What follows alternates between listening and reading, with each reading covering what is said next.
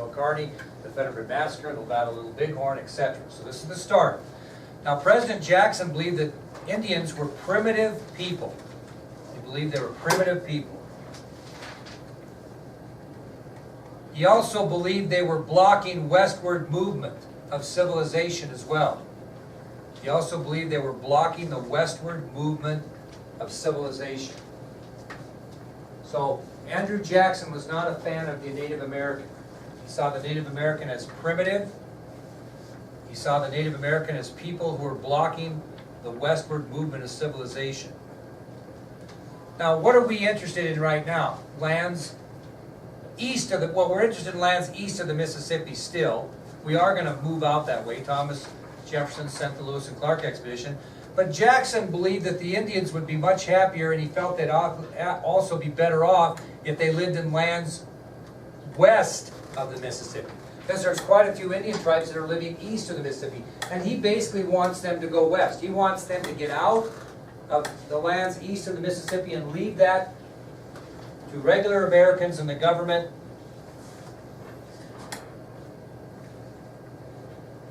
And he wants to displace them west of the Mississippi. So, because of this, well, let me ask you this. Are Native Americans accepting the white man way of life that well, really? No. And Jackson thinks if we move these Indians west of the Mississippi, that they might be able to, in a way, keep their own ways of life and then maybe gradually start to practice the life of what? The white man, okay? So that was his philosophy. Let's get them west. Let's just kind of ease them in. They can still do some of the things they do. They'll be out of our way. And then when we want to go west of the Mississippi, then hopefully they'll gradually fit in with what we're saying, which never doesn't happen. Well, because of this philosophy, Jackson encourages Congress to pass the Indian Resettlement Act of 1830. The Indian Resettlement Act of 1830. Because Jackson feels like the Native Americans are primitive, because he feels like they're blocking the westward movement of civilization, because he believes they would be happier and better off on lands west of the Mississippi, and because he believes they could maybe keep their own way of life to a point west of the Mississippi until they gradually agree to the white man way of life. Because of all that, he convinces Congress to pass the Indian Resettlement Act of 1830. And basically this act provided for the removal of Indian tribes to lands west of the Mississippi. And the area that they were going to move them to was the area of the Red River and the Arkansas River, which are just west of the Mississippi. So the first displacement was going to be along the Red River and the Arkansas River.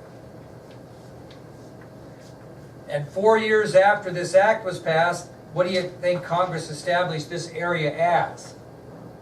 Indian, not quite, Indian territory. They didn't call it reservations yet, that'll come. But they distinguished that land west of the Mississippi around those two rivers as Indian territory. So here's the policy is passed, the Resettlement Act, and all the Indians really said, okay, that's fine, we'll go, right? No. Now the first two Indian tribes that really resisted this were the Sauk and Fox Indians, who lived in southern Wisconsin and northern Illinois.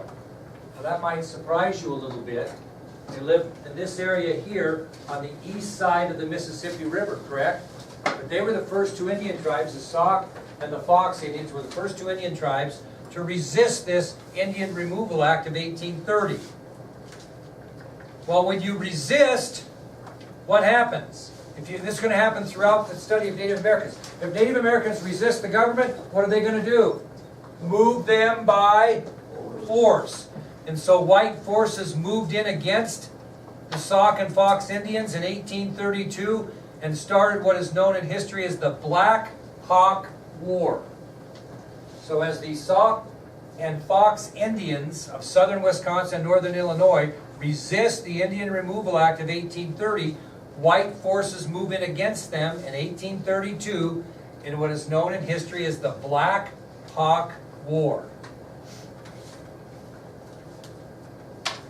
Why was it called the Black Hawk War? because the leader of those two Indian tribes that took him into battle's name was Black Hawk. So Indian leader Black Hawk and his followers fought bravely and skillfully against American military forces in the Black Hawk War. They fought bravely, courageously, skillfully, fought very hard. Unfortunately, they were overwhelmed by those military forces and forced onto the Indian Territory. So the Black Hawk War resulted in bloodshed and resulted in the white military moving those Indian tribes to the Indian Territory. Now, there were 5 Indian tribes that adopted the white man's way of life that were from Georgia, Florida, Alabama, and Mississippi. There were 5 Indian tribes that had adopted the white man's way of life that lived east of the Mississippi in Georgia, Florida, Alabama, and Mississippi. And you can see the list of them on your ID sheet that I gave you. They were the Creeks, Choctaws, Chickasaws, Cherokees, and Seminoles. A majority of those Indian tribes had adopted the white man's way of life and were living in Georgia, Florida, Alabama, and Mississippi. And what did these 5 tribes became known in history as? The 5 civilized tribes. Very good. So, in Georgia, Florida, Alabama, and Mississippi, the once powerful Creeks, Choctaws, Chickasaws, Cherokees, and Seminoles had adopted the white man's way of life. And these 5 tribes became known as the 5 civilized tribes. Anybody watch the outlaw Josie Wales? The old guy that's the Indian talks about the 5 civilized tribes. He talks about it in the movie. So next time you watch that, you'll know what he was talking about. Okay? Well, by the end of 1833, all those tribes, with the exception of the Seminoles, signed removal treaties, agreeing to be moved. Okay? By the end of 1833, those Indian tribes signed removal treaties. The only tribe refusing to sign were the Seminoles.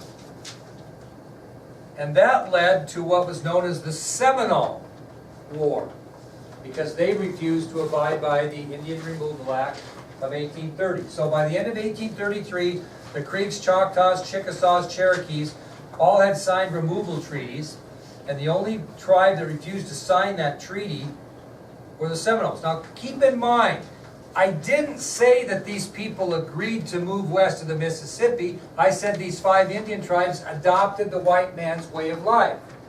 But do you think Jackson still wanted them to go west of the Mississippi? Sure he did. Okay?